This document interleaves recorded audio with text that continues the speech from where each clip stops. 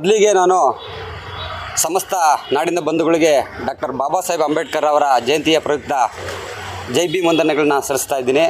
ಈ ದಿವಸ ನಮ್ಮ ನೆಲಮಂಗಲ ತಾಲೂಕಿನಲ್ಲಿ ಛಲವಾದಿ ವೇದಿಕೆ ಮತ್ತು ದಲಿತ ಸಂಘರ್ಷ ಸಮಿತಿ ಎಲ್ಲ ಸಂಘಟನೆಗಳು, ದಲಿತ ಪರ ಸಂಘಟನೆಗಳು, ದಲಿತ ಸಂಘಟನೆ ಒಕ್ಕೂಟ ವತಿಯಿಂದ ಇವತ್ತು ಎಲ್ಲರೂ ಒಕ್ಕೂಲರಿಂದ ಎಲ್ಲರೂ ಸೇರಿ ಒಂದು ವಿಜೃಂಭಣೆಯಿಂದ ಚುನಾವಣಾ ಕೋಡ್ ಕಂಡಕ್ಟ್ ಇದ್ದರೂ ಸಹ ಒಂದು ಈ ಕಾರ್ಯಕ್ರಮವನ್ನು ಮಾಡಬೇಕು ಅಂತ ಹೇಳ್ಬಿಟ್ಟು ಒಂದು ತೀರ್ಮಾನ ಮಾಡಿಬಿಟ್ಟು ಇವತ್ತು ಎಲ್ಲ ಸಂಘಟನೆಯವರು ಸಹ ಬಾಬಾ ಸಾಹೇಬ್ ಅಂಬೇಡ್ಕರ್ ಅವರನ್ನು ಬೆಳ್ಳಿ ರಥದ ಮೂಲಕ ಮೆರವಣಿಗೆ ಮಾಡುವುದರ ಮೂಲಕ ಇವತ್ತು ಈ ಕಾರ್ಯಕ್ರಮವನ್ನು, ಅದರಲ್ಲೂ ವಿಶೇಷವಾಗಿ ಇವತ್ತು ನಮ್ಮ ಜಾನಪದ ಕಲೆ, ಅರೆವಾದ್ಯ ಮತ್ತು ತಮಟೆ ವಾದ್ಯದ ಒಂದು ಮೂಲ ಕಲೆಯ ಮೂಲಕ ಆ ಮಹಾನುಭಾವನನ್ನು ಇವತ್ತು ಮೆರವಣಿಗೆ ಮಾಡುವುದರ ಮೂಲಕ ಇವತ್ತು ಚಾಮುಂಡೇಶ್ವರಿ ದೇವಸ್ಥಾನದ ಹತ್ರದಿಂದ ಇವತ್ತು ರಾಜಬೀದಿಯಲ್ಲಿ ಇವತ್ತು ಮೆರವಣಿಗೆ ಮಾಡ್ಕೊಂಬಂದು ಇವತ್ತು ಬಾಬಾ ಸಾಹೇಬ್ ಅಂಬೇಡ್ಕರ್ ಅವರು ಮತ್ತು ತಾಲೂಕು ಆಫೀಸ್ ಹತ್ರ ಕಾರ್ಯಕ್ರಮವನ್ನು ಸಮರ್ಪಣೆ ಮಾಡಿದ್ದೀವಿ.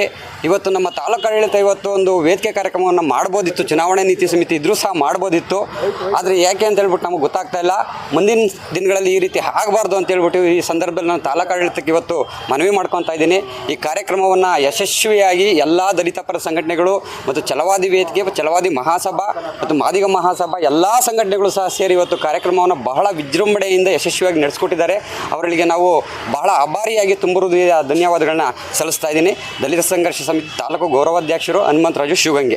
ಸರ್, ಇವತ್ತಿನ ದಿವಸ ನಮ್ಮ ತಾಲೂಕಲ್ಲಿ ನಮ್ಮ ನೆಲಮಂಗಲ ವಿಧಾನಸಭಾದ ಎಲ್ಲ ದಲಿತ ಸಂಘಟನೆಗಳು ಒಟ್ಟಾಗಿ ಸೇರಿ ಮತ್ತು ನಮ್ಮ ಕರ್ನಾಟಕ ಛಲವಾದಿ ವೇದಿಕೆಯ ರಾಜ್ಯಾಧ್ಯಕ್ಷ ನೇತೃತ್ವದಲ್ಲಿ ಇವತ್ತು ನಾವು ಭಾಗವಹಿಸಿ ನಮ್ಮ ಕರ್ನಾಟಕ ಛಲವಾದಿ ವೇದಿಕೆಯಿಂದ ಡಾಕ್ಟರ್ ಬಿ ಆರ್ ಅಂಬೇಡ್ಕರ್ ಅವರ 133ನೇ ಜಯಂತ್ಯೋತ್ಸವವನ್ನು ವಿಜೃಂಭಣೆಯಿಂದ ನಮ್ಮ ಸಮುದಾಯ ಮತ್ತು ನಮ್ಮ ದಲಿತ ಕುಟುಂಬ, ನಮ್ಮ ತಾಲೂಕಿನ ದಲಿತ ನಾಯಕರೆಲ್ಲ ಸೇರಿ ಒಟ್ಟಾಗಿ ನಾವು ಈ ಕಾರ್ಯಕ್ರಮನ ವಿಜೃಂಭಣೆ ಮಾಡಿದ್ದೀವಿ.